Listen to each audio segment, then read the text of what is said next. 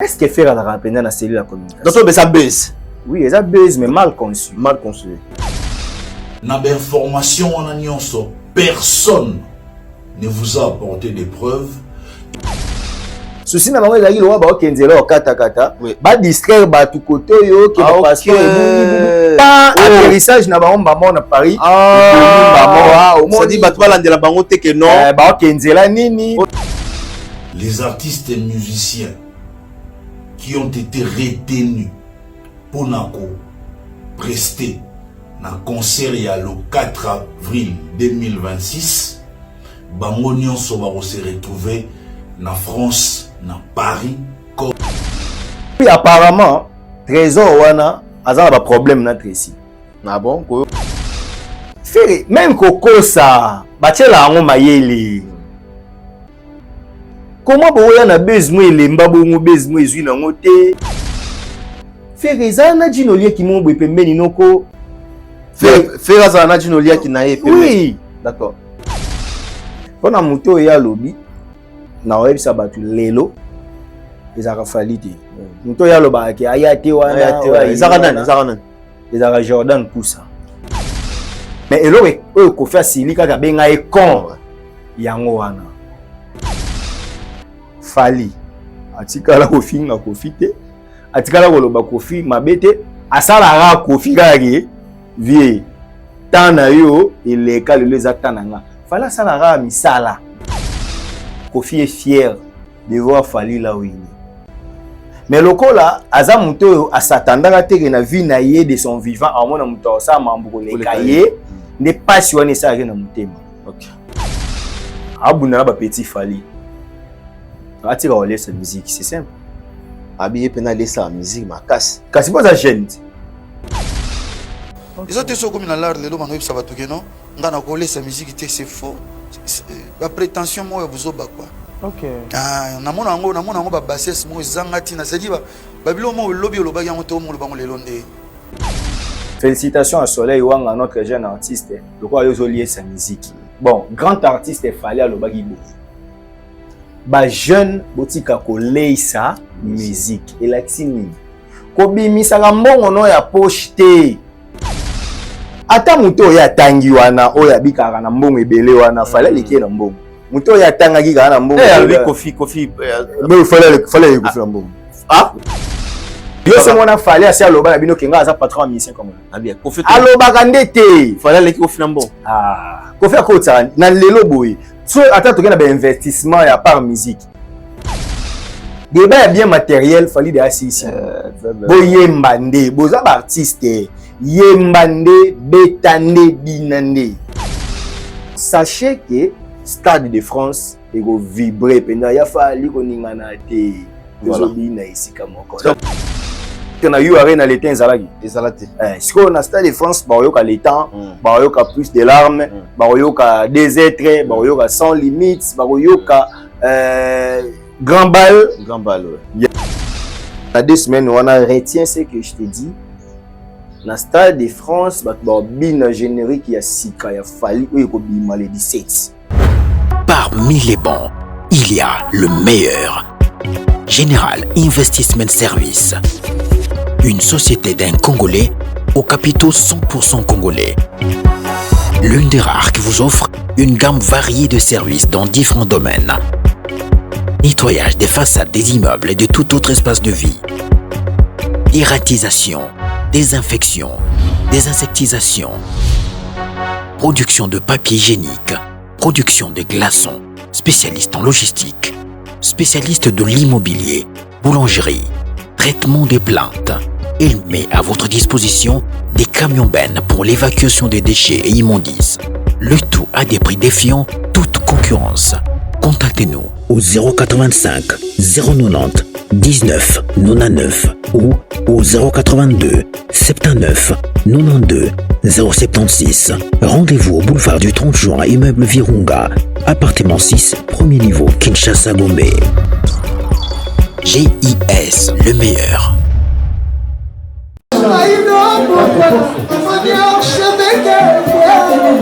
Archevêque,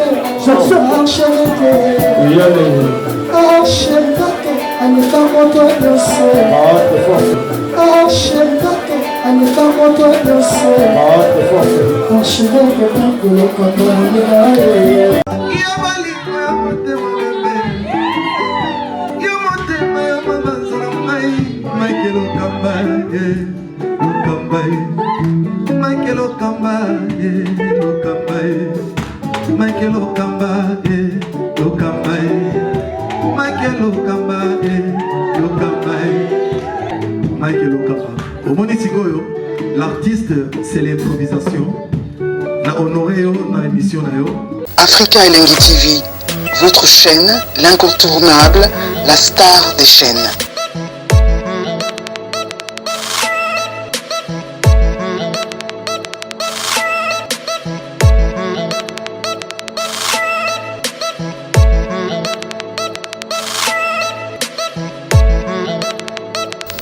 Africa Elengi TV, la magie de l'info. Bonsoir chers amis internautes, bienvenue dans cette émission. Boebi qui sont déjà Mike Lokambaza, c'est que m'a bien zali. Restez encore une fois connectés sur nos antennes www.africa Elengi Télévision, Bandeko tout tondo libino matondo. Place vous allez côté à la biso partout na villes différentes. On a moni Bandeko bazan à Paris, Bandeko bazan à Bruxelles, Bandeko bazan à capitale Kinshasa. Bande voisins à Brazzaville, Angola, na Luanda, en tout cas tout Pessibino, Bamboti. Mais comme vous le savez bien, l'émission la biso est en caractère socio-culturel. Il y a un mot message na Mike Lokamba, n'a pas invité Oyo, va défiler na émission Mike Lokamba. Aujourd'hui, mesdames et messieurs, j'ai le réel plaisir de recevoir pour vous Maître Steve Kambanga. Donc, il est parmi nous, succès plateau de l'Afrique Elengi Télévision, avec qui nous aurons le temps au solo là. Il y a que décortiquer autour de l'actualité de Zanango, dans la République démocratique du Congo. Il est là, Tobeta Masolo Naye. Bonsoir, bonjour Maître Steve, bienvenue dans cette émission encore une fois. Merci Mike Lokamba, bonjour, bonsoir, ça dépend l'heure à laquelle que les gens vont nous suivre. Oui. Donc, nous vous saluons chaleureusement et nous te disons merci pour l'invitation. Nebi qui te ratane moi toi semaine passée. Moi Dieu a fait grâce que tout banda semaine. Toi ensemble hein. Tout banda semaine. Tout banda semaine. Bon, c'est la session et quand on est dans le banalinga benzo beto moi trotter donc nazaka soki toi na session neti boye session ya mars au moins ngeti juin p et c'est il faut na ba plénière pour faut ça parce que je travaille avec un député oyo naza conseiller naie et il faut qu'on zalawana il faut qu'on remplit ba mambebele à part ba cabinet politique donc je m'en vais aussi directement saluer l'honorable prince Willy Mishiki donc na pesi mbote bisikaza merci na batutu oyo ba Rolanda biso. On est là quand le temps est favorable. Mon Tiboy. Après, j'ai tellement de choses à faire, mais il fallait quand même répondre à une invitation à yo depuis plus d'une semaine en ose tenté. Il fallait tout créer un mot très matinal pour après tout ça voilà, normalement. Merci. Je commence par dire merci na vie morobo kulutu na PC Bambote. Tozaki na stemai na vie na biso abete linga solo na yo alobi une fois ka kutana ina yo. Je ne sais plus ce qu'ils ont qui wapi. Ah ben c'est pour un rendez-vous de vérité l'air mon abisso à se faire une émission oui. Ah Jika outa c'est outa France. OK. Baka c'est Baka je crois entre Franck n'aime ta bien parce que après na vie à Franck après na bien na si ma Franck. OK. Voilà, merci à cette émission à biso makasi à biso surtout quand sera moni biso ni baladi eh bébé. Merci Naïe vraiment, merci Kulutu. Merci. Bon, Mike Abosani Kombo, je sais pas décrire si c'est qui. Donc yebara ke na lingara pe mingi donc na lingara yo trop parce que ba tout ba lingara kolo ba vérité, ba tout ba lingara to tous à la libre, il y a pour émettre ba vie na biso surtout sans les insultes, sans ni na monaki penza na monaki neti commentaire mon en émission mon les cas qui est pas confrère na yo mon kulu to na Jean-Jacques Bayonne na ébiété de vie na ora pe ba yembaraye mais il a signé ebi singa bi au salinga bien, na comprendre penza que bakenda nchiki na Congo baza, aux avez vraiment cultivé tout ça. En tout cas, ba commentaire na yé et salinga bien. Tous ceux qui pensent que toujours il y a té pour détruire ba artiste, toujours il y a pour valoriser, pour encourager aussi mboka na biso, c'est vraiment une part de vérité au Tomemara. Et Mike Lokamba nous a donné cette opportunité tribune wana ya koyaka ko expliquer chaque épisode makambu par rapport à l'actualité, komeka ko élargir champ ko fongola. Tout à fait. C'est dans le cadre à Moussala. Donc, tout à fait.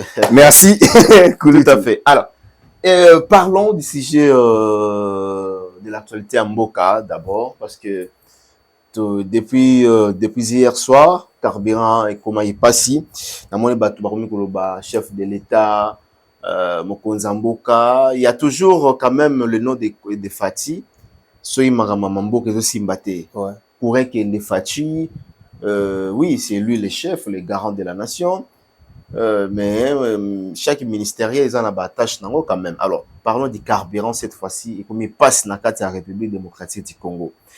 Crise wana ozomona ndeni ni uti wapi et puis ton sala ndeni poto bima na kata crise wana. Non, en fait peuple congolais, il faut te baraba vérité à un moment. C'est vrai tous en a mauvaise culture politique na Congo et les lots ils a conséquences il y a ba opposants à lobby. Donc bateau balaka en opposition lobby bande ko linga bala que quand c'est mal c'est Mobutu. Quand c'est mal c'est le président de la République. Quand c'est mal c'est Kabila. Et tikali pe biso na mitu.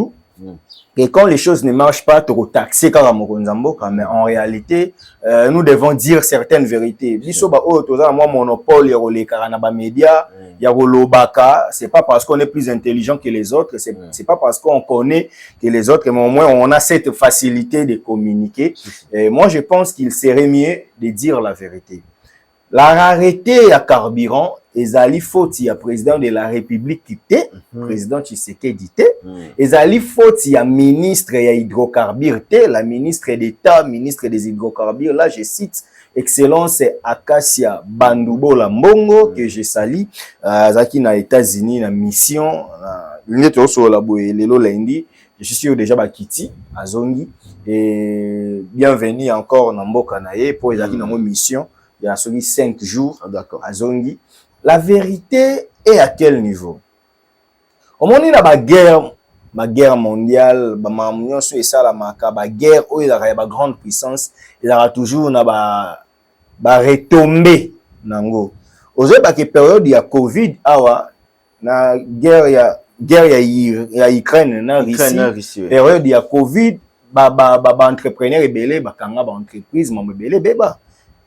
Impact wana ezwaka monde surtout biso ba pays oyo ba tiers monde oyo OK tozana ba pays développé té nanu coup émergence pe nanu eza penza confirmé té tozana envoi ya émergence donc toza ba victime collatérale ya ba guerre ya ba grande puissance to mona ki période ya guerre ya Poutine na Zelensky to comme un problème ya bleu c'est-à-dire semoule mataki.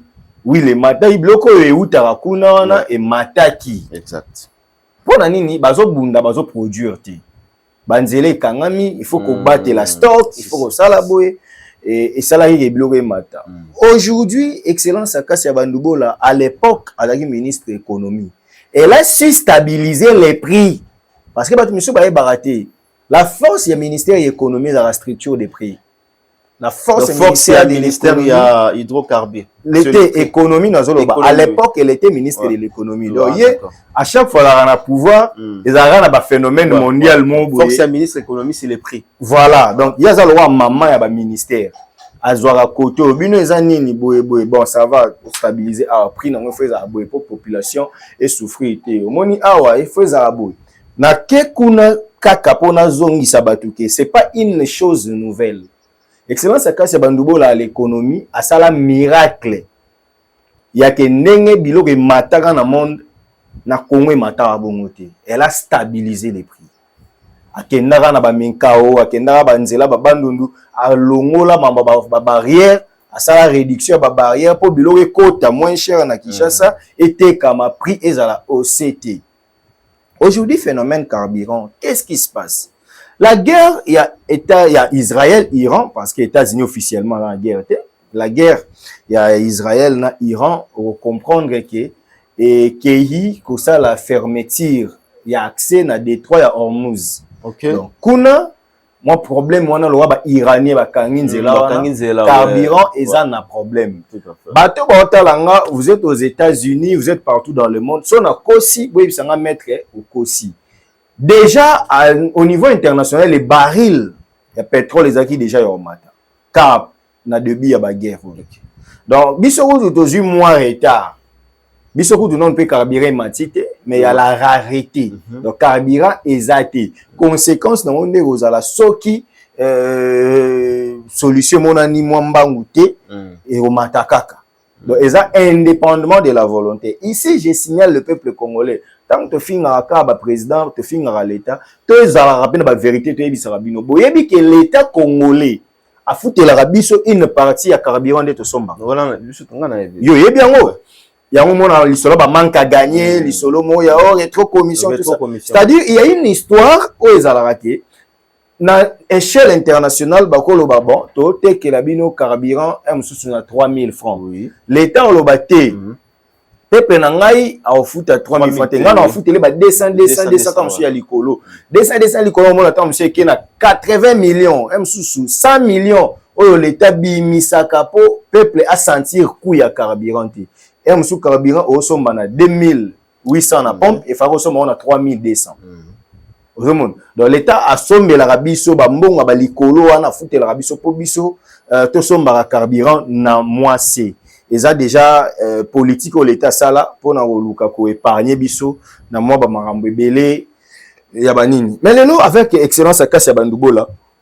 Boye baké ceux qui coûtent tout résister, c'est parce que réserve stratégique il y a provision ezala qui est belé na RDC. Bah autant qu'on féliciter, c'était une première aux hydrocarbures qui ba pipeline plein. Bah ma sur la réserve ezala qui plein na mambu ya carburant. Ça nous a aidé aujourd'hui que même arrêter yango aux autres sentir, mais au moins biso et pas na biso moi solution na nous les autres. Et puis elle travaille la biba aux États-Unis. Elle travaille d'arrache-pied pour que l'impact soit bêta biso totalement. Très bien. Une chose est vraie. Rareté à carburant na minute oyo ça ne dépend pas de la gouvernance de la République démocratique du Congo. Voilà. Mais comme gouverner c'est prévoir, réserve stratégique wana et permettre à ce que les lots na Congo carburant et mataté les lots même rareté yango to sali une émission moins retard parce que to lo ba vérité to sali une émission moins retard parce que courant électrique ça na moté et fallait que Richard et Goluka carburant Monique malgré qu'on mais là mais au moins azui carburant ils ont permettre ngana to ça la émission to commisser la batou message dans bandeko to soutenir gouvernement na biso pour une première fois dans ngabino sans état d'âme oh maître yo zo côté la pouvoir en tout cas la vérité que na mambuya carburant to soutenir le gouvernement la ministre Akassia Bandubola travaille d'arrache-pied pour que solution ezala adéquate pour les lots ezala ba pays ébélé au sentir penza que soit carburé mati makasi doublé soit ezate tous appelés les lots to tambola to matana bampunda pour tambola nous aurons toujours besoin de mobilité en tout cas yangwana moi j'exhorte aux Américains et autres bino bato bozo bunda en tout cas tenez compte de l'impact mondial parce que vos guerres la recherche de vos puissances plonge le monde dans les chaos dans les détroits d'Ormuz et à la base il y a rareté il y a carburant les lots. Très très bien, on a compris ce qui se passe au niveau il y a carburant et puis voilà la vraie cause, la vraie raison. Ils ont faute à gouvernance, ils ont faute il y a fatuité, mais ils ont par rapport il y a réalité, ils ont dit pour les Calibanda et Mboka. Merci beaucoup Steve Kambanga pour cet éclaircissement. Alors parlons de cet événement parce que Torom déjà Pembe Nango, le double concert des stades de France de l'artiste Fally Ipupa. Le D déjà, il n'y a pas de problème, il n'y a pas de souci parce que Ebetam na guichet fermé. ils ont été guichet fermant. Alors la date du 3 mai jusqu'à présent, bon, bien qu'ils aient exploit, mais on peut espérer que jour on peut faire la bêtise demi-stade. Hein. C'est impossible. Pour les 3. C'est impossible. Comment ça? Oh, t'as la croquis. Moi, on a bien des tigami. Demi-stade, c'est impossible. Ok. Pour eux, c'est un peu de sur ce babier, bah, coup, à la verre, cancer. Vous comprenez? Donc, ce qui miracle, il y a ma bébé, peut-être qu'il va coup. Il va coup, par la grâce de Dieu. Cancer, on est au bête à malédé, et au bête à malé 3. Maintenant, c'est un cas, bateau, non, sombi, babillet, somba, babillet, pour les 3. Parce que les 3, il faut aussi les sayango. Moi, mon souhait le plus ardent, c'est que toutes les deux dates, ils ont un guichet fermé. Ok. Très bien. Donc, pour Nangaï, à 20 billets, à 5 billets, voilà. Pour ceux qui 4 billets, ils ont déclaré sold out. Ceux qui 2 billets, ils ont déclaré sold out. Donc, sold out, il faut penser, net, il y a tout, il y a 80 000, on a pensé que 80 millions sont. Et si, oui. Parce qu'il y a les bosseux qui ont 92 000. Ok. Et qui ont au-delà. Voilà. Donc, tout le concert, il y a les 2 mai. Fallait au Bétango, au-delà, il y a 80 000. Au-delà. Il y a au-delà, il y a 90 000. Voilà, ton Robert a même formé avec Jules. C'est ça? Ah ouais, Jules a bêta 97 000. C'est le seul. Ouais, bêta Stade de France, il y a 97 000 billets vendus. Est-ce qu'il fallait à Zawana? Fallait être dans les 92 000. Donc, oui, donc fallait na Jules Balandani. Mais ce qu'il fallait aller dans la deuxième date. Pour Jules la bêta date, mon corps. Vous avez donc fallait à ça la exploit parce que tant que le baboy batma comprendra. Jules a bêta 97 000 places. Moko. Fallait acheter 92 000 places. Deuxième date. Et tikali quelques billets. Oh, kelelo et vous avez 92 000 plus 80 000. Vous comprenez? Et ça va exploit. Pour bateau, ça là, 2 dates, 3 dates, ça là 80 000. Ok. Beyoncé, bêta, 3 dates, ça là 80 000. Aya Nakamura, ça là qui sold out, déjà, et ça, 80 000. Dieu la zongi. Après, il fallait rebêta les sous 2 dates. Vous comprenez? Batuba oya, bêta, Nino, bêta 80 000. Fallait parmi bateau, bêti. 2 dates, mais dates à Liboso et l'équipe 80 000. C'est ça. Les Congolais, ils comprennent à bon moment. Les photos, Fali, à une concurrence mondiale.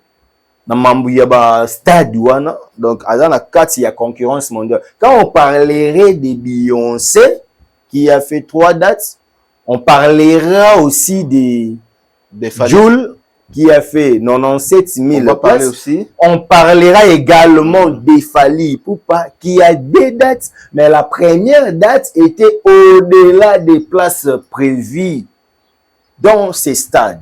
Donc, Fally Ipupa, c'est quelqu'un qui mérite nos acclamations, qui mérite nos encouragements, qui mérite la reconnaissance. Il y a peuple congolais parce que le peuple se reconnaît en Fally. Quand on parlerait des gens, ça là, exploit dans le Stade de France. Oui, il y a un Congolais. Un Congolais d'origine, de nationalité. Donc, il y a Bisso. Il y a Makila. C'est Fally Ipupa. Même si,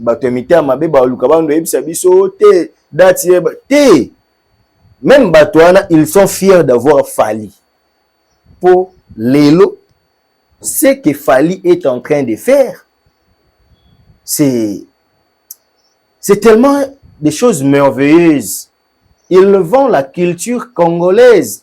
Aujourd'hui, la rumba. Nando sola na pese mbote, aido bokwala to sola joana ya pembe, aisinga maître. To boya radio oyo to musuto mona ke normal po to zakani na ki. Abinga naza awa na France na TF1. Chaque soir bachaka oui ouais Fally ouais ya blague na biso ki ngam na loba ki yango parce que ya betelanga na téléphone ya pembe na beti liso na biso beti na phone na beti on na écran abi na taxi boye na que Grenoble na Skyrock ba beta masola Fally. Donc Fally na France c'est un événement en fait, c'est pas un artiste. Même la France va dire que c'est un événement. Oui ouais. Donc, événement, les a 4 capons na biso ba Congolais. Ça, c'est un événement, il y a culture, il y a monde. Donc, les Français, ça, c'est un grand événement. Biso na Congo, c'est pas tout le monde qui est aîné, qui est jaloux ou qui ne réfléchit pas bien. Tout le monde au Congo n'est pas bête. Okay. Il y a des gens qui réfléchissent, qui pensent que nous devons dire bravo à Fally, nous devons encourager Fally pour cet exploit. On parle de la RDC grâce à Fally. Il le vend valablement la République démocratique du Congo. Qui ponanga ndenge ba Barcelone bazwa ba mbongo pona ko la publicité na biso, il y a RDC au cœur d'Afrique. Ba équipe à France wana da nini Monaco nini bazwa Monaco bazwa mbongo pona nini, mais ce qu'il Fally à lui seul vend la RDC et RDC pesa ke mbongo ti. Donc moni yesa na ngo ya ofeli. Donc la renommée de Fally impacte sur la visibilité mondiale de la République démocratique du Congo. OK. Vous comprenez? Très bien. Non, vous comprendre que à l'échelle internationale aujourd'hui, la RDC est visible. C'est vrai avec les chefs de l'État diplomatiquement, tout ça, nous ne sommes pas un État isolé, mais c'est-à-dire à Fally Ipupa, à part président de la République, à part le ministre des Affaires étrangères, on censé vendre le ministre environnement, sommet mondiaux, pour le climat, tout ça. Nous avons un Fally na culture où aza vendre la République démocratique du Congo de manière positive. Très bien. On comprend que la RDC, contrairement à ce que certains pensaient, que RDC zakaba guerre, RDC zakaba kufa, RDC zakaba on comprend que RDC bazana ba potentialité aux anaba lokola ba Fally. D'accord. La rumba congolaise rayonnera au Stade de France. Allez-y. Très bien, très bien. La rumba congolaise rayonnera au Stade de France. Alors, ça va se passer comment? Parce que par la même occasion, Fally va fêter ses 20 ans de carrière. Bien que moi, le concert, il y a les 3, il y a les Dena les 3 et aux à la couleur morotée. On a une atmosphère na bana lo bango va tant on a ça va les 2 ans sous les 3 ans sous on aigle guta lo bagiti. Je vous dis que je l'ai dit en connaissance de cause. Ils ont 20 ans. Première date, ils ont 10 ans à Liboso. Deuxième date, ils ont 10 ans à Mibali. Ah, d'accord. Donc, 10 ans, 10 ans. Donc, Keba, la première date, Sexy Dance, et Balani na bloqué. Oye, la deuxième date, Oye, Penda générique, qui est à Liboso, il y a bicarbonate, et Balani tombe sous na Skype, et Balani na générique, na biso ya Suka Awawa. Il y a Formule 7. Au vanda boye libre parcours et bimi. Fally di kapé na boaki na armée. Ou bimi na bazonkion. Comprendre? Donc boko vanda boye original. Original et ko ya mususu et bimi bino la deuxième date ke bino tout. Botelemi bobini donc na ba eloko. Batu bako bina. Batu bako yemba, batu bako en émotion parce que Fally, au-delà d'être un artiste et chanteur, c'est un showman. Il sait donner la gaieté, la joie à ses fans. Non, ceux qui seront là ne seront pas déçus. Batu bako savoir Fally a showman te. Showman le seul showman dans la République démocratique du Congo c'est Weranson. Et ça mauvaise analyse vient dans la chemin solo pour mon tu robot ya terra chemin et bo so to bika were bo vient na biso Josa Nyoka Long so que concert azali ne tu obeta le 24 avril ba to somba ba billet so zi papa na biso Nyoka Long yo ebisanga que via chemin te Zaiko les ans niveau par niveau hein mais kasi wera show na wapi show wera za nango établir histoire. Ouais, Razwa Shoana. Il s'est inspiré dans Zaiko. Ouais. On est en falsifier l'histoire. Là, non, la vérité pour être bakasora non manqué vient na bisowera. D'ailleurs, le 4 juillet na forêt nationale na Belgique. Ouais. Bossomba billet. Puis le producteur c'est qui? Le producteur Weranson. Naïbi One Way, je crois. En tout cas, naïbi producteur. One Way, je crois. On a sengi kaka. On a sa promotion. On a sengi pour t'étaler la promotion. Donc, tu as Pichu Muzungu. Bon, on a une distraction. On a bien, on a ouais, ça camarade de JB. Donc, maman a bien, on ça là, on est dans le gars, base kaka, ya on est. Ah, bah bon, on a base. On a été bien habitué parce que biso to kota ba guerre ba wenye to tika na Sony. To comprendre que ba yanke, ba na ba pire. Voilà. Donc, ba guerre wana ba communicateur a wera bo sala et comme malango wera ni loté, bo ça ne promotion, wera concert na et Simba. Moi, j'encourage le concert de Weranson. Mamba qui showman, ce n'est pas seulement wera. JB c'est un showman. Zaiko langa vient na biso Josa Nyoka Longo. Showman vient na biso Awilo Longomba. Showman. Moni ba tete lo ba show, eza ba to non seulement oyemba mais akomema bino na ambiance tisuka. Comment on a fallait à Côte Stade de France na nuit africaine na emba 1 minute. Mais bat ba CP là. Vous comprenez? OK. Donc okende boye aye esika mo bepenza au concert a obeta rumba mais na façon bete lango bat ba CP autia wa kotia wa autia wa bimio. Na arena abana na afsanat. Oui. Afsana tango obima bo bloqué bo bima. Donc Moutaza le concert, bon, 2h30, 3h concert ici, on dira ton DJ.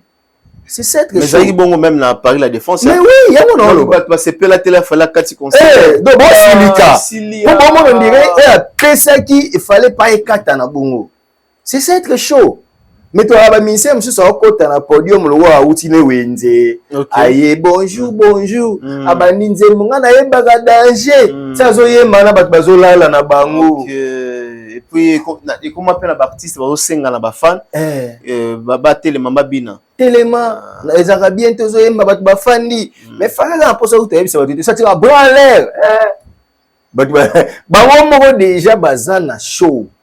Mutu azoyemba rumba mais bat ba sepela bat bazo kangama. Fallait transmettre émotion.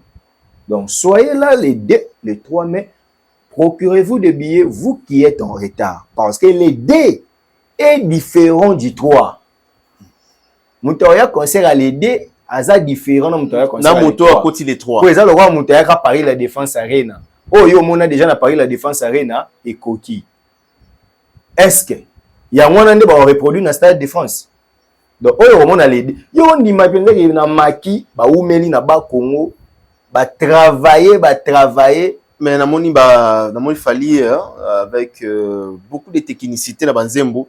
Banzembo na likolo, on a un artiste à l'aise à interpréter en haut avec beaucoup d'octaves. Bino tembeti. Fallait marali sauter. Fallait akomaka ko yembisa batu. Bozande na Banzembo te au public ko yemba. Po bat bando kanisa ke ti public yemba Nzembo fallait bande ti suka eza po fala ko ka ko yemba te. Mais ce ko ye wana eza répété eza live. Boya on lo bakete wana na live wana ezaki lokuté ezaki yete ezaki studio. So awe mana ba octave likolo azo technicité ya bongo yembeli wana. Après bino boya déjà débat ya ba ki grand chanteur, qui bon chanteur, qui nini. Et c'est le cas. C'est le cas, ouais. Parce que la preuve est que l'artiste qui transmet l'émotion au public na minute sur le roi fallait s'arrêter. Nani. Donc dans les lots oui actuellement. Papa. Fallait yembaga, a yemba bat ba CP la bat ba lila bat ba kumis bat ba sabu. Moni tellement qu'ils ont un bateau yo.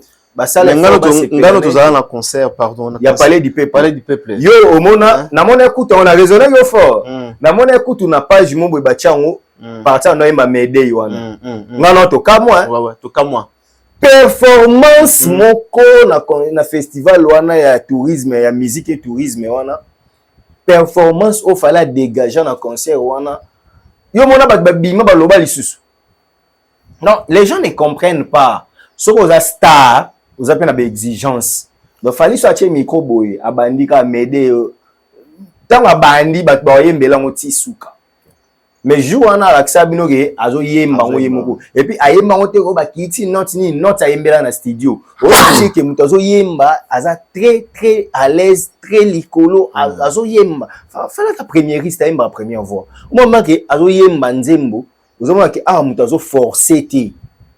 To mona Nzembo soka Nzembo oyemba mo boya yemba mo public yemba c'est qui pour jo batona ba critique ouais ça la bonne c'est un mot public yemba aseki ayembi amona que tibino bo yemba wana bato yo bazanga public ya koyembela bango banzembo baokanisa lokola ke fali bato bayemba banzembo ne po ya incapable ya koyemba tomona awa wa deux êtres ebima na décembre après 2 semaines na Côte d'Ivoire fallait obeta bato bayemba deux êtres ba ivoirien bayemba deux êtres bandeti suka na salle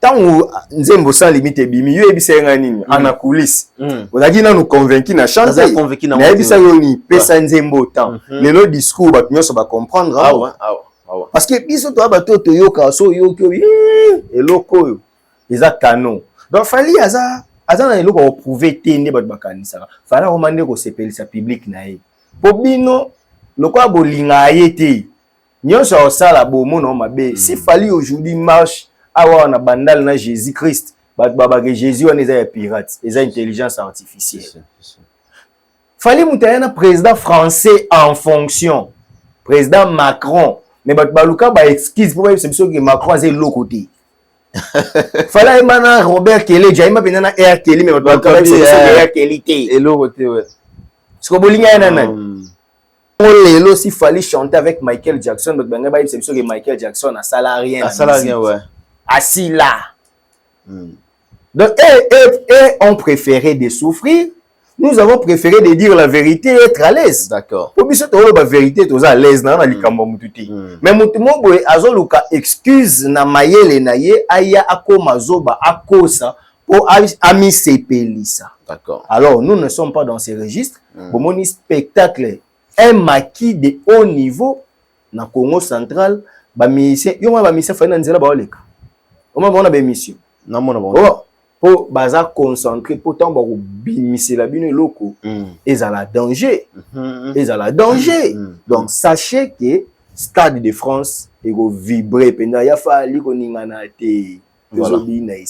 Très bien. Et vous avez mais en termes, il y a générique quand même. Donc, c'est que tu as un générique déjà Toyoka Yoka.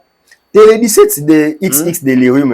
Oui, les 17 XX Delirium et Robima. Mais est-ce que tu papa, des êtres on a Côte d'Ivoire on a 2 semaines. Et bon 2 semaines générique on attend Robima on tient Stade de France. Parce que tu as appelé au moins déjà que Stade de France va la des êtres Batu la sans limite, batu la plus de larmes. Et puis nini wabwaka banani ba hommage à ça là ya nini. Ya on peut baisser dans concert ya mné inter. Wapi. Les temps. Bon, ce que yebisanga, est-ce que na you arena les temps zalaki? Ezalate.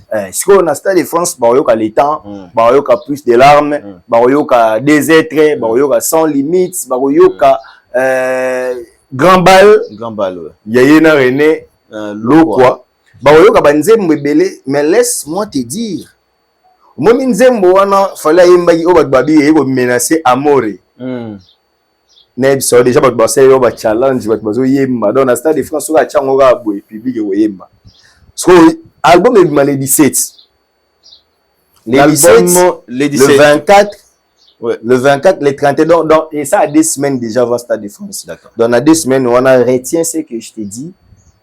Na Stade de France, bin générique ya sika ya fali ou yeko bima le 17. On verra bien. Na bandeli. Voilà. Les 2 na les 3 mai. Batu bako bina générique ya fali ya sika ou yeko bima le 17. Le 17. Assurance à moi Zayn. Non mais na édition parce qu'il est fali.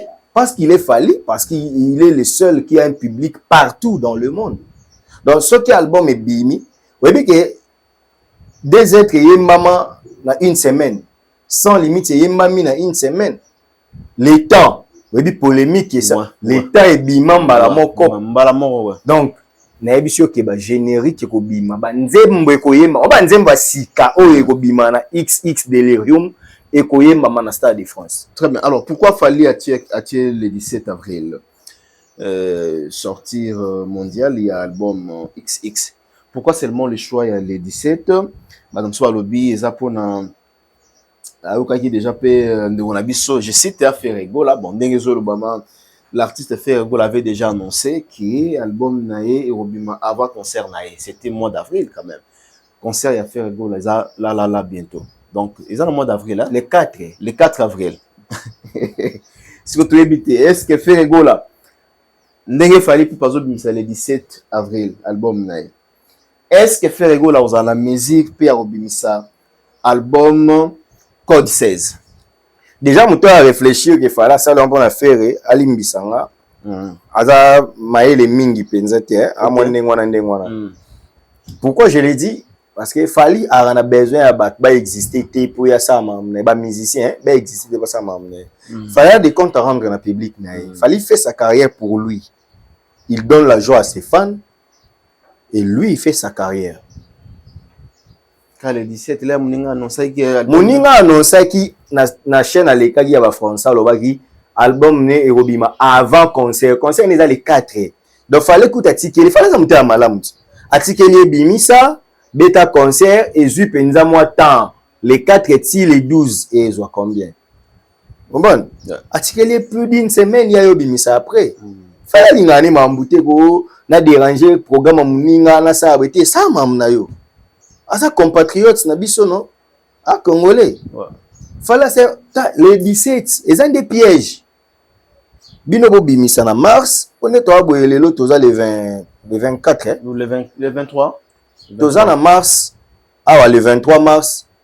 Faire ko bimisa le 25 mars, le 26, le 27, le 28 pas annoncer qui ko bimisa avant mais nandenge parce que fallait aujourd'hui pour retirer l'album sur le marché en termes de compétition. Ce n'est pas une mer à boire. Est-ce que nous sommes ou est-ce que faire à la mesure il y a avant Fally ou bien après Fally? Parce que déjà surtout moi ciment l'album il a fait il moi to reconnaître qu'il récolta qui succédait bah dynastie bien qu'il y a une mission dans format belé et soit qui vraiment succédait au moins cette fois c'est ce que Ferrego la ndinga lobaki avant concert naé ndenge fallait zo bimisa le 17 avril. Est-ce que Ferrego là obimisa? Déjà Ferrego là soki ya obimisa soki ya kobanga il faut banga héritier pour on basala la concurrence. Mais Fally atochi après 3 mois abanga héritier soki ya oksa la calcul ya concurrence faut a raisonner soki héritier obimisa tourbillon jaune. Comprendre? Parce que Fally n'a que les 17 héritier a concurrent à faire. On dirait que héritier na ba réalisation belé. Ah bon? On a obéta na maso les 17. Moi les 17 wana ndenge Fally a date na ye. C'est pas na calcul ya mutu. O faire obimisa jour nini, o mutu boya obimisa jour nini, o wabalonzo obimisa jour nini. Té, Fally bimisi album. Mais ça fait peur quand même. Et ça la peur ndenge nini, bi muna mutala ba fan na ye. Boya ba fan base. Yo kanisi ndenge États-Unis batu nyonso bavanda na Miami Beach. Batu bavanda na Washington DC. Ntavanda na Ohio azati. Ntavanda na Philadelphia aza. Siko yo isanga ke batu Washington DC soki batie ba peinture ya pembe na avenue na bango. Il faut baser la permission pas batu Ohio. Vous comprenez? Donc Fally asa makambu po na ye na ba warrior. OK. Donc kobimisa na ye album eza nango po na kotala ferité, eza nango po na kotala musicien mususu te, po na kotala musicien mususu te. Musicien oyo amoni aza capable akobimisa marché eza wana ti. Fally aloba eloko mona émission mona kalabi nga na concurrence na mutu te. Nga na bi ke siki eza munene, muna mutu ka avande sika na. Si. Do fandala esika no voilà. Espace eza munene. Et puis c'est nga mutu musu pa mona ka mobali. Atiene les 16. To mususu azeli no nini XX delirium ebeti ata 2 mois ye pa ya bimisi. Abimisa na ye. Ba o ba tiela ka Fally libaya tangu nini ezobima tokos de bima. Tebi nde ba album na bango esukati. D'accord. Yo chebo ya ye melani. Voilà. Oui que rappeler nga mambo héritier tout loba. Na habité sur tali déclaration na en Afrique du Sud. Là va tourner par rapport à le héritier comme Menoir pour la partie c'est mon sabi non ndenge tozala awa na moto na niveau na ye, donc ye héritier à se contacter kana oyi aza et puis na oyi azosala, donc akoki ko se mesurer te souffrir te abina on souffrir te parce que nazanga, donc nzela sozola na nzela mutu oyo pokoma mutu so lingo comparer na mutu faut na force pe ya poids o mutaza nango, so za na force wana te se méfier na o za nango. Donc na déclaration ya héritier Watanabe to lo ba ke non le lopé et ko faire partie na bande ko mususu o ba mona loko la fallait za conquérir na bango yango moi ba aussi bi ba annulation le lo ozomona ba uzu ko teka ba la bien na bango na niveau ba salle ya Europe. Omoni likamba obunda ya likamba technicité owe ba noa rey mystérieux to bando moni mukie mais a gagner ba Batista ba combat ebele ba combat mususu ba décisif na ngina loba nini héritier a raison parce que elo esala ki héritier à la l'aise na vie po asala mambu selon ye fali asala mambu selon ye mais mabe na mutu asala mambu po approuver batuke naza pe capable ya ça oyo yo zo sala ya on mona batu ba souffrir mais le kamomondo la t-shirt no boy ola tiongo na idée te ke o le ki batu ko la tiongo po na yo oza à l'aise. Mais ce qu'on linga gola te lo wana mona ki tonton wana la te ki boyi ngana la oza na ben inquiétude na yo mo la ti la mano mo mituna est-ce que zwinga on a tu on na yo ti on a tu on prouver ba tu et lo wana ya sala ki yo poza na voilà. Donc o ya linga asa la carrière ne bien ati ko Holanda fali ati ko se comparer na fali asa mam na ye moko soki o te kaka sa combien nguba contente toi ko kanisa te mutu aza na dépôt ya nguba saki ya nguba il faut beaucoup mailler momo et ça na adage moto lo ba Paris comme Paris na mukolo mote bon RDC Kinshasa lelo et ko envier te to comme mbamo lo à Paris faut beaucoup bosser aujourd'hui nos tentes normalement tous ça va congolais et aujourd'hui ce temps pour l'autre ville là biso ya Kinshasa et comment le la Paris mais Paris pe à Paris jour monte so aussi ba photo ya Paris ya Louis XIV na Paris ya lelo ya Macron au monde la différence c'est allé. Ce que aux États-Unis à George Washington, les États-Unis à Donald Trump, il n'y a pas photo. Donc, il fallait que ça lelo, dans le parcours où il y a ça là qui. Yo si ko ozolinga ko respecter parcours ozolinga o ya maman o katele corner likolo. Même biso ba to sala littéraire, il y a ce qu'on appelle les cursus honorum, la carrière des honneurs. En Rome, on ne pouvait pas s'improviser consul. Il faut bandanan kozala édile, oza questeur, au commis prêteur, né au postuler na consulat pour comme consul parce que consul est le président de la République.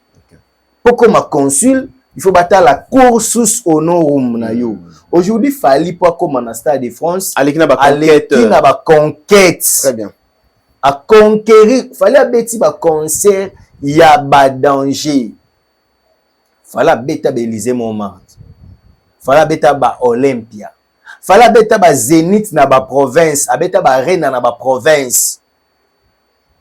Donc si on lingo comme maman fallait accord hôtel Arena, il faut tala ki accord hôtel Arena na va fallait beta ngo, abeta Zénith, il y a plein à côté na robot dans loboko.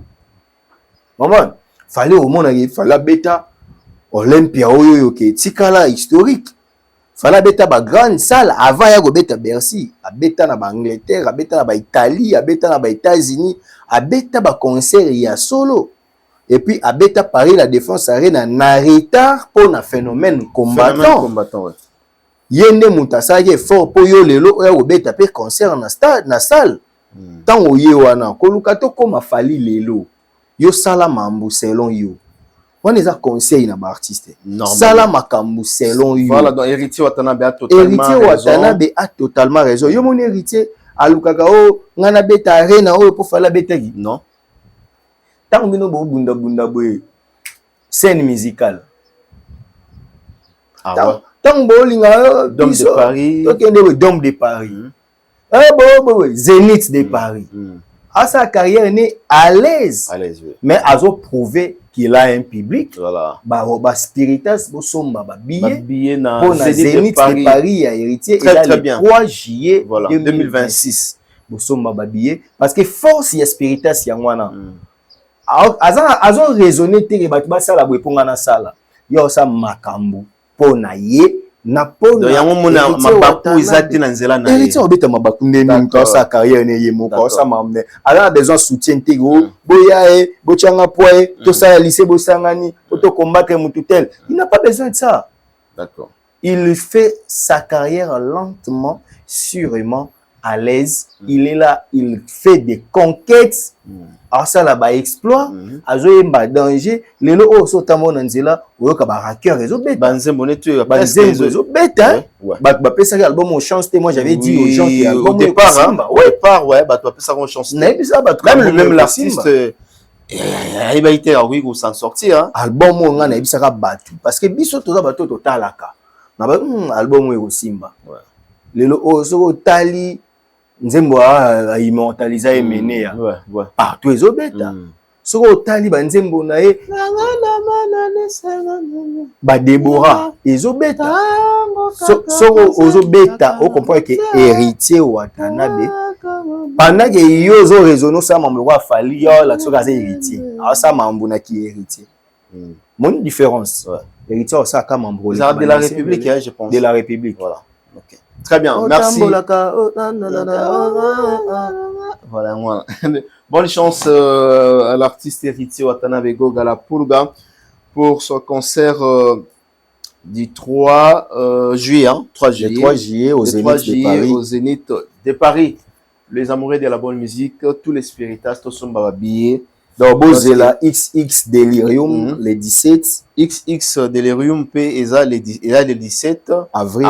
Oui, voilà. En tout cas, avec tant de collaborations aussi. Hein. Oui. Voilà. Nazo Lela, mon ami da Wizkid, Tangache, a posté tracklist dans Instagram. On peut quitter, hein. Oh. Kasi, naïbi c'est que, un autre, il y a quelques minutes. Ce qu'il fallait à Yembi, na minute, sauf fallait à Yembi na Jay-Z, ouais, c'est Jay-Z, etc. Moni na matanga ya Chick Norris. Moni bactère rebelle bazana. Ouais. Moni Idris Elba. Moni place aza. Mais là featuring na Falit. Ba biso Idris Elba na. Azelote. Donc là on ndenge to mesana. D'accord. Eza ndenge to mesani. Parlons avant tout soit sujet à Soleil Wanga.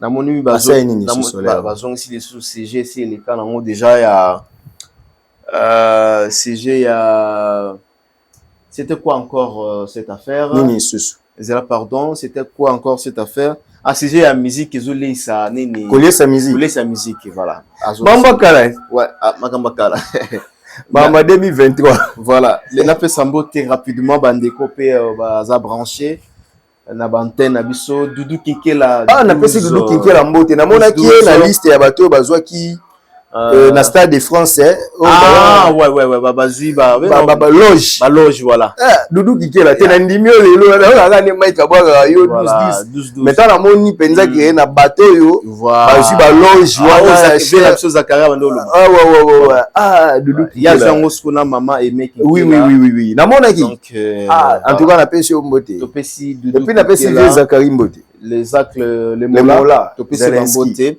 Et puis, on a profité, on a fait ça, Moluki Alembarate, on a un slogan, état d'esprit Mikolo, Jeff Bokongulu, Bokunjampela.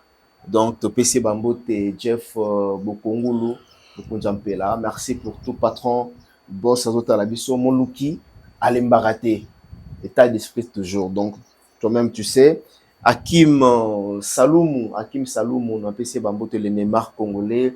Bientôt là, toujours qui est à Lubumbashi, bientôt là, inauguration, il y a boîte qui toko. Bon, vous avez Kalaming, tout le détail, boîte aux ala wapi, et puis boîte c'est la Kombonini, en tout cas, boîte, n'est-ce pas, de grande qualité, et aux ala Lubumbashi, on a tout dévoilé. Kalaming était avec le boss, le Neymar congolais, Hakim Saloumou, TPCP Bambote. Il a choisi ma tata Zota Labiso, Ange Céleste, le vénérable. Grand maître choisi Matata, autrement dit un Nigérien perdu au Congo, il a choisi Matata. Éternité. Voilà, l'homme d'éternité. Il a choisi Matata, on te salue. Sur le champ de bataille, un petit combat. J'ignore mon tout quoi.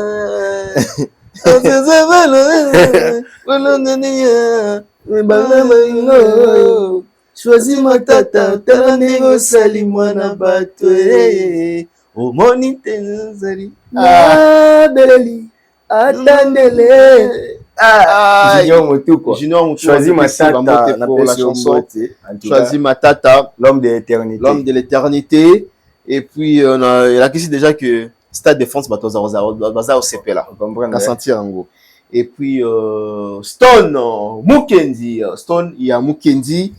Ah, na pesi bambote na moni initiative ya kitoko ya ba sportif et ça la mina na niveau ya ba province wana en tout cas sur kaka na mbojima ite etambola Stone Mukendi osala biso bien donc le millionnaire Stone Mukendi ya Willy Musheni sans oublier notre partenaire depuis ya Willy Musheni azotala biso le seul et l'unique code ya mboka totikala na ye Soleil Wanga azongisi lisusu makambo wana na ebiti avec agressivité azolobela yango lokola abi ezama mapa baso moni artiste azoloba bongo seke bazwi mbongo lelo bakomi koloba na pimele mbongo na pekisi azo mbongo eza te mbongo azo baninga bazwi wana mais mbongo yaka na musala mbongo yaka na musala c'est comme si bato alobi azosala lésion na makambo fali alobaka parce que mutaloba bon c'était fali aloba ibona bandelon donc il y a un jeune artiste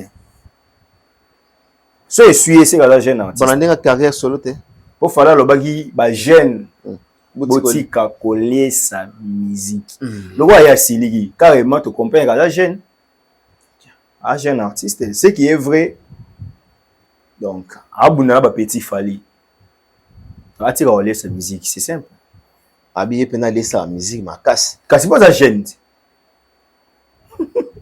un texte qui n'est pas dans son contexte est un prétexte je l'ai dit et je le dirai toujours jeune artiste Nabiso Soleil Wanga lelo penza je me permets de te donner ce que tu cherches parce que aussi au comprendre talaka muto yo betali solo après 3 ans c'est-à-dire au vandi dans ma soleil sili na nini l'autre déjà beti betarabo et pour son attaquer fali bato ya fali limbisanga to pesa soleil moins visibilité pour ce attaquer fali à côté ba page ça boy félicitations à Soleil Wanga notre jeune artiste le quoi yo lié sa musique bon grand artiste fali à lobaki boy ba jeune botika ko leisa musique et l'axini ko bimisaka mbongo no ya poche te mbongo no mususu sali kayu sali boepo oya nango na musique pour prouver batu koza ko exister pendant que musique ezokotelo elote boss dur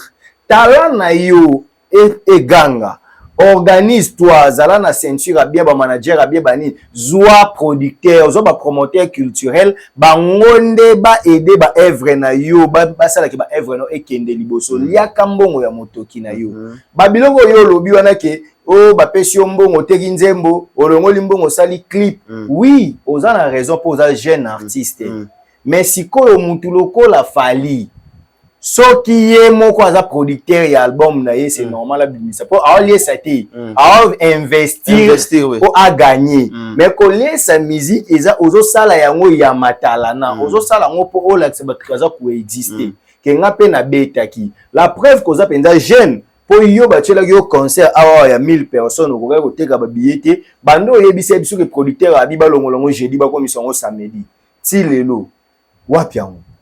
Est-ce que grand artiste a kosa mambana? Yaya artiste munena lobaki boyi. Jeune artiste yoka. Yaya na yo artiste munena lobaki coller sa musique té. C'est-à-dire producteur a pesi mbongo. To ba sombi nzembo na yo. Tika misala ya nzembo wana nde esala ke nzembo wana eliesa yo. Mais yo okobimisaka te mbongo na yo ya ndako par exemple là ozi mbongo ba locataire na famille so dans na mois des portes na yo mo boye kuno tongaka to dans droit na yo okozi ozi mbongo ba locataire obimisi mois 300 na yo okopesi ba régisseur pour ba beta yo olie si musique mais soki obeti fala loba nini dans les débits bison soto sala ya mais ba jeune botika coller sa musique donc yo loko le suyo après 3 ans ozaka na kandana na mutema c'est parce que ozo lingo comme un grand artiste était or Les grands artistes sont ceux qui imposent à l'humanité leur illusion particulière. Fali aza ko imposer illusion particulière na ye.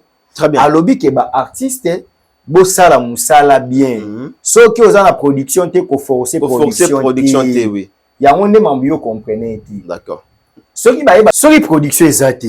Fanda. Donc voilà. Eloko e boma bango ba jeune artiste roi ba soleil ezate. Soki uvandi producteur azate OK oboneli mutu no vie no mo ba na mo restaurant na ville. Vie yo chaka boye porte ya yo to kaboya yo te ka masanga ba ko za consommer ngai na louer ba instrument mais na ba affiche tout ça na opesa mbongo ba sali ba affiche na publier ba mona ke na obeta place tel ozolier sa musique ozolier ça OK ata muto ya tangi wana oya bikara na mbongo ebele wana fala leke na mbongo muto ya tangaki ka na mbongo albi kofi mais fala kofi na mbongo ah boyo olingo boyo fala okende kokoma milliardaire yozo rêver yo kasi pour fala lobate papa c'est parce qu'il ne parle pas pardon s'il vous plaît kofi yo c'est mon fallait asi aloba na bino kenga aza patron à musicien congolais ah bien kofi alobaka ndete fala leki kofi na mbongo ah kofi akota na lelo boye so ata toke na ba investissement ya part musique toke eta na ba po boloba question na musique akota te a investir ça voilà na Forbes yo tota na Forbes na tata siko Forbes ani za ba congolais ya ba congolais ta poni ba tchai profiter c'est pas le manque de respect na grand prêtre na biso vient na biso profit mais lui-même là où il sait yo mona banda fala si ça mamanda kuna yo mona ça fait combien des au moins babé te suma so banda kuna ya ba misi apparemment c'est là kasi asi ça débat affaire ba parler vilain non asi ça débat fala comment même ba cop OK sali contrôle zu mutu ko kangi o matraquer plaque yo ko so sombini asi ici déjà ba débat muni débat bien matériel fali de assis bo yembande boza ba artiste yembande betande binande na pesi vient na Blaise Boula Mboti yembande binande betande fala lobela la musique alobela ba mbongo te po ye soleil kofi lelo combien de fois zora ba mbongo azo bunda na mbongo na ye abunda na ko beta boy na ko beta boy na suka na ba anile qui sort perdant n'est-ce pas Kofi? Oui. Ce qu'il fallait dans le temps, pour comme une mbongo, oui, pour comme une mbongo, conseiller yo soleil, pour comme un mbongo, le roi et ça, le roi et c'est comme lier sa musique. Ok. Nous, comme producteur. Confusion et abatou, ezanine. Fallait te kinzembo $100,000. Na 100,000 wana, na 100,000 wana, puis c'est $100,000. Peut-être pour na fali, à Rosala, à côté studio. Donc, si on fout du studio, c'est que vous laissez musique. Non. Vous laissez la musique, il était quand même soleil. On les a oublié sa musique. On dirait que le processus est 100,000 balles. Souci là, il y a mon côté. Moko. Après, c'est 100,000 balles. On a la côté studio. On dirait soleil, attends, la classe, on a un problème avant de comprendre. On a pris d'achat, on a pris des ventes. Bénéfice, c'est ça. On rappelle un prix d'achat, prix de vente égale bénéfice. Les gars, bénéfice, oui. Oh, ouais, prix d'achat moins prix de vente. Aïe, bien, on était. Parce que si on va sommer 100,000, et qu'on a gaspillé 20,000, on a 80,000. On a 6 musiques. Voilà. Voilà. À coût de 20,000, 10,000. Attends, on a sali 30,000. Na investir 30,000 pour Nzembo na ngana les 100,000. Au les chika 70 balles. Sikoyo na Nzembo na bénéfice. Mais yo sikoyo osayeli mutu Nzembo mutu ana agomo kimona. Mokima we. Yo mo luki papa basalelo clip yo bimisi na mususu mwa mbongo na $500,000 mutona ozongisa. Ozimbo mbongo oke opesa ba beta yo ezo simba te. OK na YouTube osombi ba vie ezo simba te osala nyonso na nazolesa musique yo désolé yo mto sa perte donc ba notion ebele ezo kima bango ya wana bon très bien bakaka to bosana ba notion ba classe te pour atoza makanda raisonner sotali a prix de vente na prix d'achat et ça la ranine prix d'achat et ça la boy on comprendre que yé a sala qui dépense pour Nzembo mais azwela ki mbongo ebele donc soit longoli dépense ya sala ki a gagné ebele allié si musique ité mais yonde ozolié sa musique très bien donc soleil tika kolesa musique. D'accord. Yo sala banzembo ta ngazala ingrate ngazala en fait naza impolite naza genre te bato ba descendre ba artiste. Soleil yo sala album no après toi. C'est un vrai album. Abo kutu mère nana ketchup na album ne wana. Je crois ça la très bel album. Je crois dans Koussou hein, Koussou bien fait des lauriers. Ouais. Tu on a fait des lauriers. Ouais. Vraiment kana ngaina oya fait des lauriers. Wapi bo senina tuna toto. Yo benga album wana soki o tshela kango mayele. Pour album wana mine de rien banzembo yo kana wana ngona. Nzembo no Guido Mise yo kana, nzembo no fait des lauriers yo kana, nzembo no Koussou yo kana, nzembo no ya Claudia Sassou. Okoko omoni oye. O Claudia mais pourquoi ça? Ozalaki na rien, nazalaki ya yo e. Osalaka album no bien. Muteo wa be yo Mike, et bon mara to zoare. Moni missionnaire vous êtes des amis. Bozala kala ata boko kanate na bambongo mais bozala zala. Pendant timezala te kotate. Oui. D'accord. Au soleil au sala oyo, eza perte ya carrière ne fallait atika ende ngona mutia mabe komi boy. Mutalo bali kambu yo zo yolo bango 3 ans après. Soleil tika kolé sa musique. Au moni album non salaka après toi. C'était un bel album. Soko tshela ngo mayele mbelelo oyo olingo bando bunda na tana ba fere.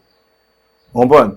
Pour le monde comme loi falité mais olingo za la côté yo faire ça mamna yo pour ça mamna yo lelo bokoma basima ya baninga na bino ba artiste oyo bwana ko renye temps mususu vocal no et les kala ya yé période moko boy. Hein? Très bien. Bokoma bongo ka po carrière eza mukie. Soleil, tu es un bon artiste. Tika mambo sala wana sate du minuit. Kolanda c'est le TC le igno yembati. Moni c'est le. Et puis c'est le il est sans foutiste. Et puis c'est le il perdra quoi. Toi tu es talentueux. Yo lingo bando vanda bo clash rafali sala musala na yo yemba beta bina Luka producteur wa ibso ko obeta samedi. Bo Luka concert na samedi wana zongela ibobeta concert. Azongela très bien. Merci. Merci beaucoup. On a eu quand même le temps sur à Soleil hein. Donc Tolobeli quand même moi trop. Avant tout chiter la biso dans l'andi ba déclaration ya bato belé par rapport à visa et affaire Egola. Alors ce qui concerne tout ce qui est comme l'actualité ou les informations de l'artiste Faire Egola hier a toujours dans ma problème nango finition nango ils a toujours ma bé Faire Egola biso na tu ebi qu'il faut qu'il rebête à Paris Orbeta na Accor Arena le 4 je crois les 4 je crois les 4 avril et après bazalaki na procédure il y a ba visa pour bazwa ba visa pareil que bazui ba visa on a selon ba témoignage hein bon on va changer au moins na marque c'était moi na trésor Congola lobi Tracy Eleza mon ami mon frère na pesi ba mbote a lobi B balobi il semblerait que administration a fait Egola batambola ina ba passeport na ba visa ba musicien accident d'un côté balobi bongo ba sala accident donc accident wana ezala ki teke ba babuka na maboko to lokolo accident na yaki rapo ili musa ba visa na ba passeport fala comme si musique au moins tato samba sozo relater na l'histoire na mutawo mona donc cause accident wana Dami Fatoum. Ah là là là là. Donne-moi les faits, moi je te dirai les droits. Voilà, yango wana. Sikoyo kotoyo toki babité.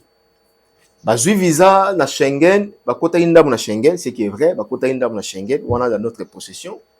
Bakota ki 20 quelques na Schengen bazui 9 onga na okaki.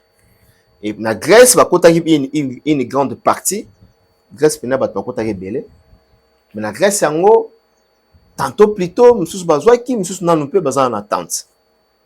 Tolobani na makambu surtout. Pourquoi seulement faire Egola? Ba makambu o ekomaka en plein concert. To mona makambu sala makaka na mois ya concert. Ba makambu ça makaka na mois ya concert. Fali pour parler la pongi a un problème oté. Concert na déjà kutu déjà basilisi maki après calamité bazo kende na Europe voilà. Sans problème. Makele les athées. Mais s'il s'agit de faire rigolo, Toroyo Kakaka, problème à visa, Toroyo Kabasale accident, Mouta Linzare Lomete, mais passeport, on a visa de l'Elimwe. Donc, pour passeport, pour passeport, il faut Moutazo à tout un tas. Moutazu coup à té. Non, en fait, oh non, mon accident, on a colandé la buzz. Quand vous voulez créer un buzz, ayez une stratégie de communication. Est-ce que faire la rappeler dans la cellule de la communication? Donc, ça buzz. Oui, ça buzz, mais mal conçu. Mal conçu. Il y a buzz, mais mal conçu. Mais Master Nabiso, notre frère auteur autant Trésor. Lui, c'est un aventurier. Ah, Tracy Eleza. C'est un garçon de l'IFASIC, non? Oui, oui, Tracy. Comment il a perdu toutes les notions? Bazo étouffé, étonné. Peut-être l'étouffement. On a habité Tracy très bien. En fait, il n'a jamais été mon ami, mais je reconnais avoir sa figure dans l'IFASIC. Non, ouais. C'est vraiment sans prétention. C'est vraiment na ba promotion moi avance.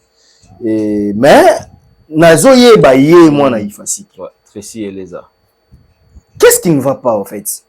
Est-ce que même Coco ça batela ngo mayele. Comment boya na besoin lemba bongo besoin ezui na ngote oh ba passeport ebungi to sali accident. DG Blaise Asombakar. Babi a na bis, bon je sais pas. Te babi a na car, azana car hein. J'ai pas compris. DG Blaise a na moto. En fait, toza ba mastaté, il faut appeler dans un mois somba une car, peut-être soit sombi to romona. Bon, na pesi na bénéfice des doutes na pesi et kozala a somba car. Mais au biso to yebi DG atambola na ba moto. Et puis si réellement, comment on a baisement mal conçu. Si réellement ba musicien ba ida na aéroport que yé fois même ba passeport. Connaissant ba embouteillage Jacqueline. Azwa moto etika ta na ba kinga nya suka na banini wana to ozwa penza mutuka yo yebi ke ba ozela yo na embouteillage à Congo. Même les mensonges ont besoin d'une intelligence. C'est ce que nous appelons, nous cultiver, nous appelons ça l'intelligence situationnelle. Donc, face à une situation, il faut qu'il y ait une intelligence et qu'on présente la situation pour convaincre l'opinion. Si. Un buzz très mal conçu. Très très mal conçu. Ceci n'a pas été le kenzela au kata ba distraire ba tout côté yo qui ne passe pas atterrissage na ba na Paris. Ça dit ba twala ndela bango te que non ba kenzela nini on a aucun de comment lobi que non ba twali moralement pata ceci cela. Voilà. C'était qui encore donc ça pour la seconde ba twala ndela bango tout ça. C'est un buzz très mal conçu. En tout cas, moi je condamne Tracy. Est-ce que c'est la faute à Tracy? Tu l'as condamné parce qu'il doit être un homme.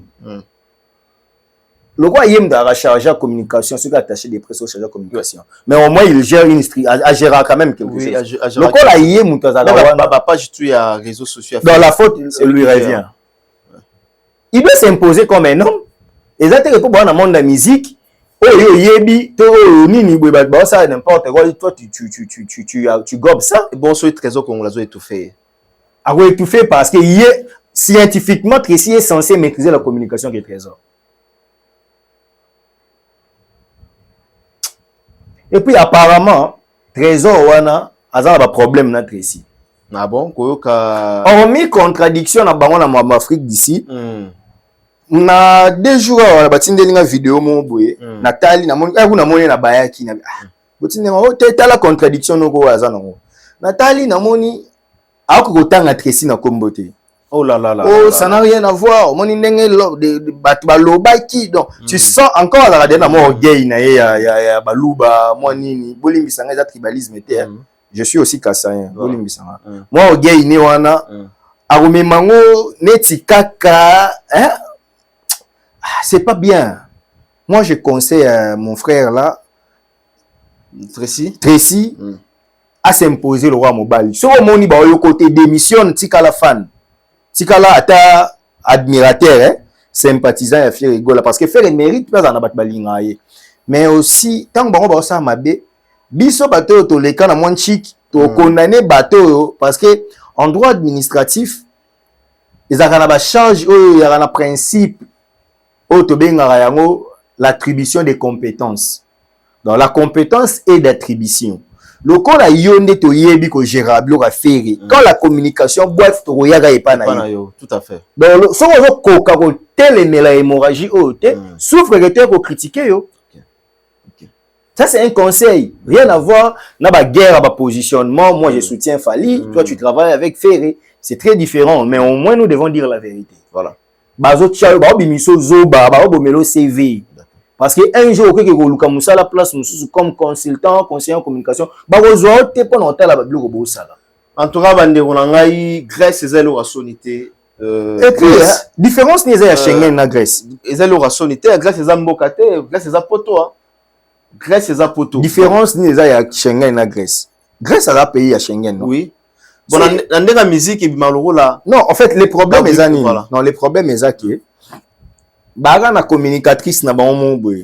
Moi si mo babanda ko seka anor ba yaka Fali ba ko kende par Grèce. Par Grèce, oui. Ce que son y wana to ba mona Fali ba mati Air France ba kitimba mo na Roissy Charles de Gaulle. Oui. Son y wana ce que ba mo na roi Grèce. Non. So aller le ko kina mo na yo. Ceux qui bozi visa ya Grèce. Eza Schengen. Bo kiti bo lali ata moins 2 jours lobi bo kat ici. C'est pas un problème. OK. Yango mona na oloba ki baka na problème d'organisation. Pourquoi bokoka ko sa mambana avanté qui ata un mois déjà bozala déjà kuna. Ba essayiste ba resisa na pasi. Bozala raté ke boza ko essayer, boza ko sa non. Les essayistes réussissent difficilement.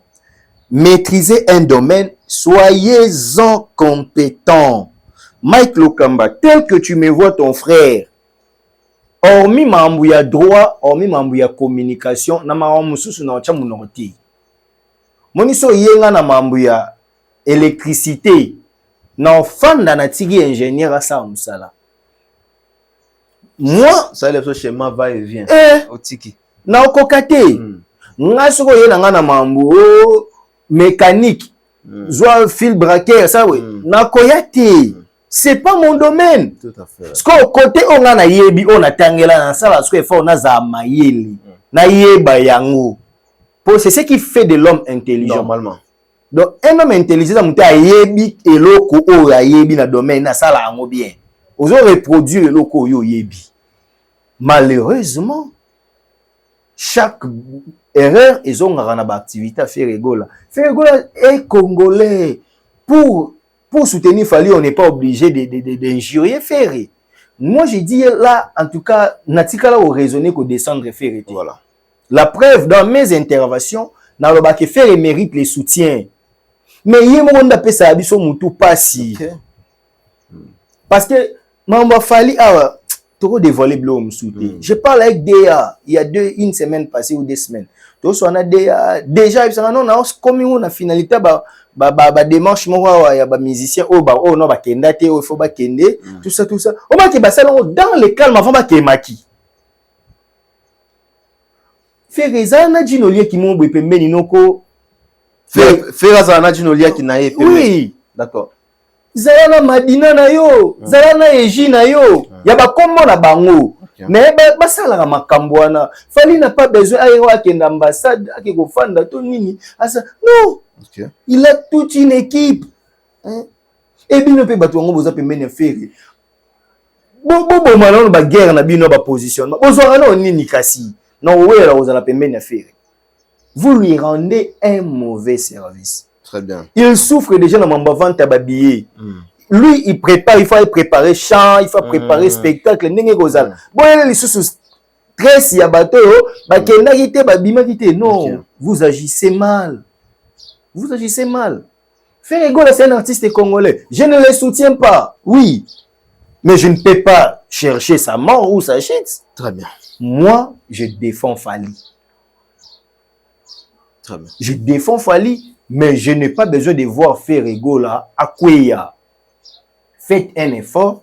ya ko-organiser mamba. Pourquoi ya wana ya faire ça parce que yemo azolinga ndeko koya bien manque. Déjà lui-même n'a pas une vision claire ou ya koki kozwa décision actuelle le bon on a mis ça bêti parce que net mamba communicateur ne ba sala qui Tracy na Trésor si faire été autoritaire et pas à suspendre ba mi balé à arrêter et puis à la limite il y a moni fali na ça la différence à fali na faire moni ba tunyo so ba ko lobela fali na ba volonté na bango baza obligé ya na ligne ya communication té mais au moins fali a une lignée na yemo déjà trasaka quand il poste là on a Facebook na yeto na Instagram na ye boyebi d'ailleurs qu'il fallait les 17 bino ne ba ko développer mais faire n'a pas cette capacité donc lui il doit réorganiser troupe na ye ba tout ba lobela faire o ba yaka na ba émission ba yaka ko finga to nini faut pas ala ce qu'on a mot d'ordre ba yebi que moni semaine oyo to lobela sujet tel moni sujet oyo peu importe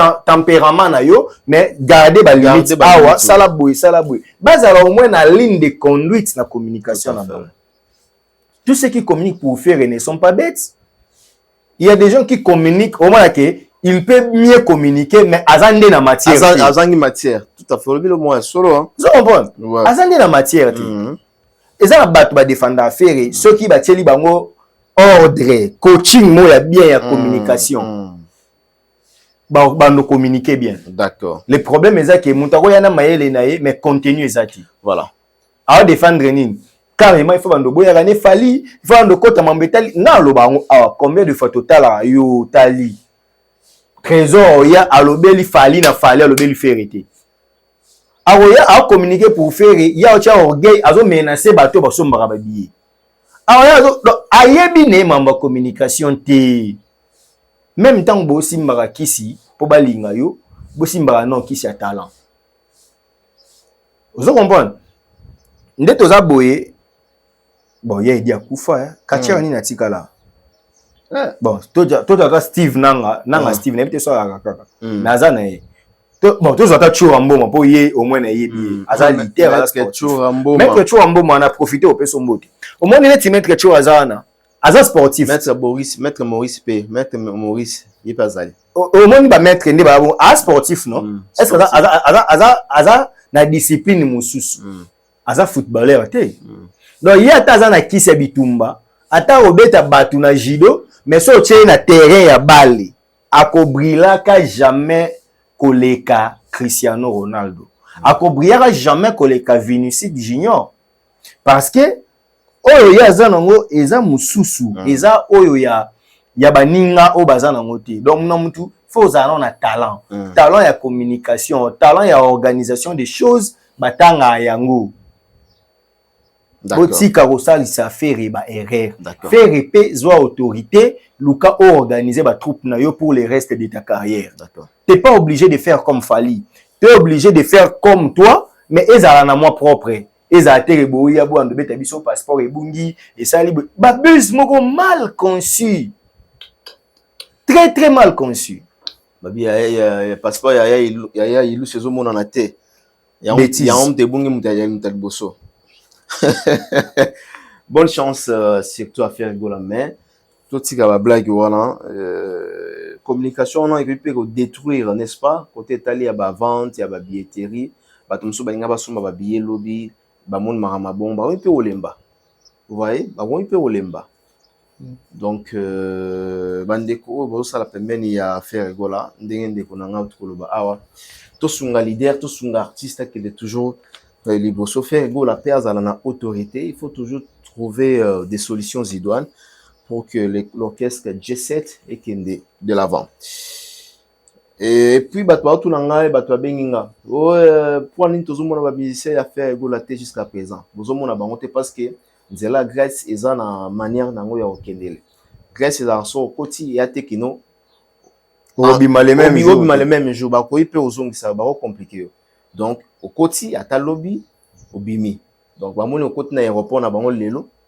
au bimi sous na aéroport na bango le même jour non et ça ma bonté bandeko bakati banzela wana ba ima muni na zoloba ceux qui n'ont voyagé nzela na te ko yo tia commentaire te pour na zoloba c'est vrai alors ce qui est vrai bandeko bazana na ndambo na niveau ya mboko na zoloba Grèce bazozela comment est-ce que va s'apprêter pour que bakati ça na niveau ya France pour nous quatre ça peut la France en termes de délégation il faut bazana mikanda pe ouais au mon ami boké belé boye boké au sala nini tant que vous avez un musicien faut vous aller na une production des aranini so boké no beta concert au fali azara na ngote na Canada concert aranilé permis de travail voilà Ah, ok. permis de travail. Merci beaucoup. Peut-être aussi ça la dernière question. Il y a Kofi Olomide, 70 ans, il y a 70 ans d'âge. Hein? Alors, fait on a roi Baudouin, à bien que si ba transfige tout il y a quartier latin sauf Mutu Ebisona Otoebi, Batwa Sala Légion à Faline. Et puis on a première question. Deuxième question, Zali Kofi Olomide à lobby. Kozala na processus n'est-ce pas envoyer au bêta des dates Stade de France eza pour naie eza lourd gravité c'est juste un projet et koki kozala tout compte koki kozala té Non, en fait, déjà, anticipativement, joyeux anniversaire à Kofi pour ses 70 ans. Mais je pense que Koluka Rocha, on a un stade, on a une configuration, tout le monde j'ai mon réseau sambrier. Il fallait qu'il à ça on pendait à anniversaire, à ti gagner ba complication belé. Pendant moto ya lobby, na web ça batu lelo, ils a fallu moto ya loba ke ayate wana, ils a Jordan Koussa. Ah mais son a landé li pe bien, ba comprendre. Ah, Jordan Koussa. Jordan a l'écran émission, bah édition mambo Kofi lobby. Abi via lobby bongo. Non, soka lobby bongo azakon. Afinga Kofi Konti. Comment? Pour azo ndimate que via loba bongo aza kon. Est-ce que Kofi lobby bongo taloba été? Bon, na ebité. D'accord. On a loba par rapport à la vidéo on a mona. Bon, je ne défends pas Jordan, mais elo Kofi asili kaka benga e kon. Yango wana. Fali. Atikala kofinga kofite atikala koloba kofi mabete asala kofi gari vie tana yo eleka lelo za tananga fala sala misala donc lelo oyo je vais vous dire une chose Kofi est fier de voir Fali là où il est mais lokola aza muto oyo asatandaka teke na vie na ye de son vivant amona muto sa mambo leka ye ne pas sur ne sa na mutema. OK. Yo asinde abato boyani na mwasi tona ba mwasi aboyani na mobali soki mobali ana évoluer mati ya bomi mokonzi moi ça non sepela te ah sepela ça la moi bien ça la bien donc évolution tu vois ezabongo donc Fali na Kofi depuis bakabwana fala sala nzela na 20 ans ngo Kofi amoni penza ke Fali na TF1 balobela ka Fali régulièrement oh ya zo occasion te yeso ba tie moi mbala moko na journal to tchele o makelele so ba sali boye oui tout le monde a en route papa Remba salara le kaka na émission tel ko Fali ko ale kaka chaque soir na TF1 tant bon monde a penza ke Fali abeta Paris la Défense Arena la plus grande salle en Europe. Il y a France, il y a Europe. La deuxième plus grande salle du monde. Il fallait bêter en plein. Tant que mon a fallait bêter à Stade de France, fallait que oh t'es dans les bêtami, t'es bêtami. Oh y soldat de salami. Ah mais c'est un projet. Il a fallu un projet réel pour les autres à jouer coca. Mais il y a un projet n'est irréalisable. Donc bonne chance pour le stade. Toyoki qui stade en Ndambu ozui configuration Ndambu. Nzamba sungayo batubaya abai 80 quelque beta ah bon ye mom talobaki kasa za lukutete bongo Kofi so akosi to banga ye po aza Kofi oh azoko ça oh stade wana eza 40 000 places comme 80 000 et alors what tu dis le stade de France il dit 60 000 la date non 160 000 stade à 80 000 so au débordé netik est-ce que Tata Raphaël a 80 000 personnes non quand c'est stade de Tata Raphaël So débordement ça il m'a cassé à 50 000. So hier et monsieur Silara, courage na vie. Abeta. Courage na monsieur Kofelo Midabeta. Merci Togo na biso na suka. Na pesa mbote pa ya Emeteza. Emeteza bambote na yo ekomela yo place ozali patron Emeteza ya Bateza Aimé le boss Emeteza qui nous suit depuis quelque part toujours au Congo et sans oublier na Jean-Claude Mabanzo. Il a dit, il a fait Mbongo contre Mbongo. Jean-Claude Mabanzo na kati ya Switzerland, il a dit, il a fait Mbongo contre Mbongo na PC Bambote na Zoya Kalamingite na Europe. Jean-Claude Mabanzo, il s'appelle Cisco. Il y a Cisco, il y a Kitenge, monsieur l'ambassadeur à niveau à Zambie. Kitenge Cisco, le seul et l'unique millionnaire na kati ya Zambie. Na PC Bambote mtazokanga mtakanga Zambie afandisa Zambie na maboko. Il contrôle la Zambie. Cisco Kitenge Bambote nayo. On se retrouve prochainement. Merci nayo Steve Kambanga. Un petit chose na eloko bakso bien. Non, Francis Bandubola, le très spécial na PC Rambote bisira Zwami comme c'est ça au Donacimento na PC Mbote depuis London City donc na PC Rambote na bato tout balandi biso. Merci.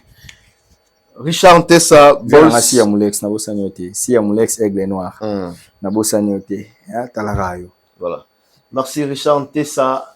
Na Bols Juma to possible pe Bambote. On se retrouve prochainement pour un nouveau numéro. D'ici là, portez-vous bien. Bye bye.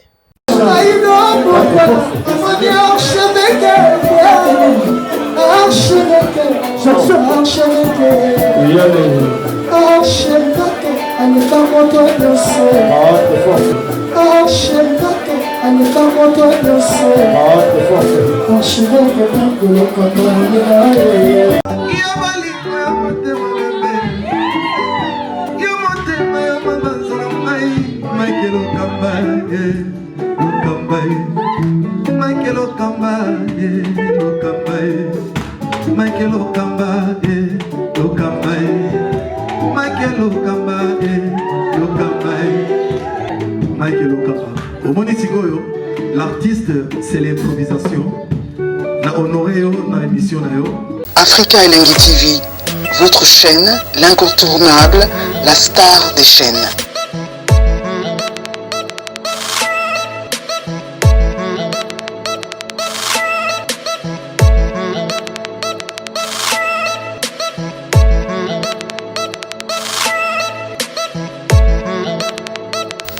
Africa Elengi TV, la magie de l'info.